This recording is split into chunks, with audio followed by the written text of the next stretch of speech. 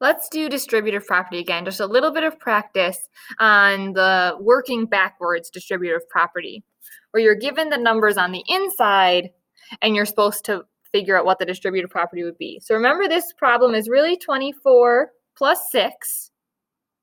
We're trying to find out what the multiplication problem would be to get that.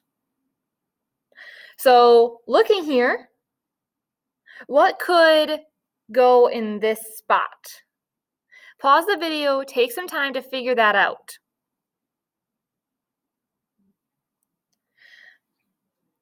The easiest way to do this is to find the one with the least amount of factors. Generally, it's the smaller number, but not always.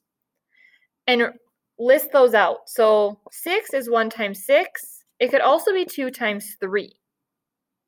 Let's see which of those would fit. So I could, of course, do 1. I can always do 1. It would be 24 and 6, right? Or let's try 6. 6 times 4 gives me 24. 6 times 1 gives me 6. There's an option. I'm going to start drawing more boxes here. 2 times 3. I'm going to put that over here. Okay. 24 and 6. Let's try 2.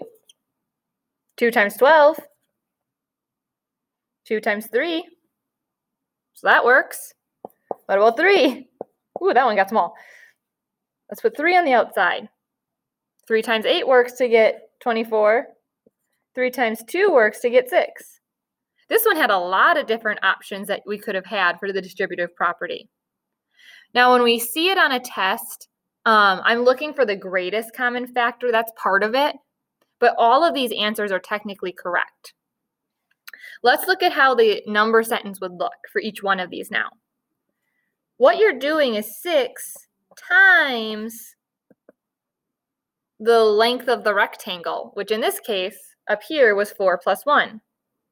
In this case, it would look like this.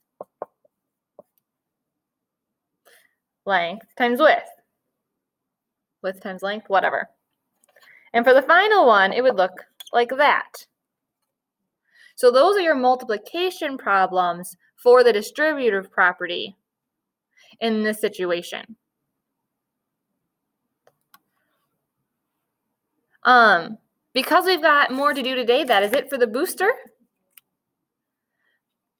That's it. Adios.